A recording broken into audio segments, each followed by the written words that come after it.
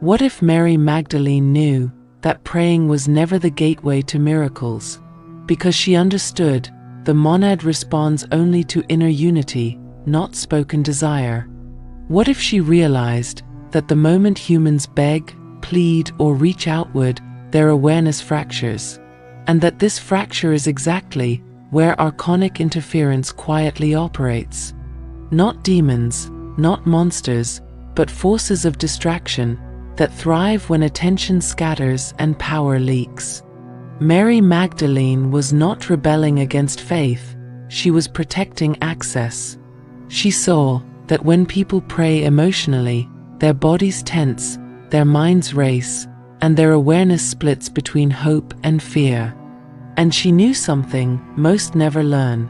The monad does not enter division, it responds only when the human signal becomes whole.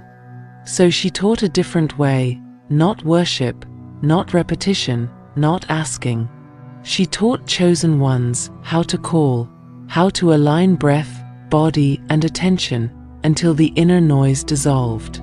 In that state, nothing could intercept the signal, because nothing was being sent outward. The connection happened inward, where interference has no reach. This is why her knowledge was hidden. A human who can access the monad directly does not wait for permission, does not fear delay, does not surrender authority to external systems. In this video, you will discover why prayer often keeps seekers trapped in cycles of waiting, how Mary Magdalene taught chosen ones to call the monad directly from within, and why this inner call cannot be blocked once alignment is achieved. But listen carefully. If you miss what is being shown here, you will continue asking for doors to open, never realizing you were standing on the handle the entire time. Stay with me. What follows reveals how miracles truly begin. Mary Magdalene has been remembered as many things: devoted follower, witness, symbol, but rarely as what she truly was, a trained knower of inner mechanics. She did not merely believe, she understood. And that difference is everything. While others gathered around teachings as stories to admire, Mary learned them as instructions to embody. She was taught that the divine was not distant, not selective, not moved by desperation. It responded only to coherence, to alignment, to wholeness within the human vessel. What if Mary Magdalene knew that praying was never the goal? Was unsettling.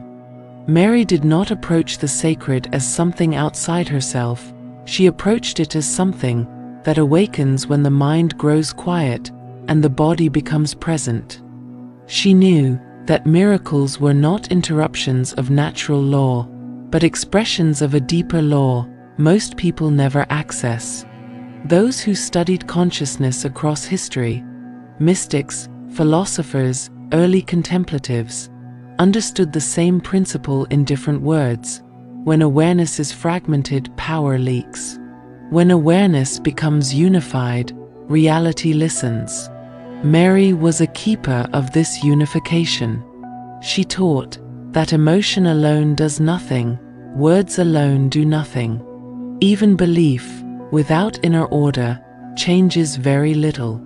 What mattered was state, the inner condition from which a call arises. A calm body, a steady breath, attention gathered instead of scattered. This is why her knowledge was difficult to preserve. It could not be institutionalized, it could not be sold, and it could not be controlled through fear or reward. Anyone willing to do the inner work could access it.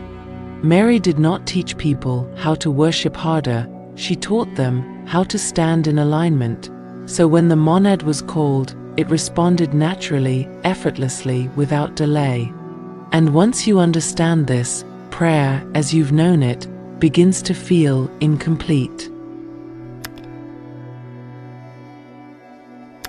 The monad is not a being you can persuade.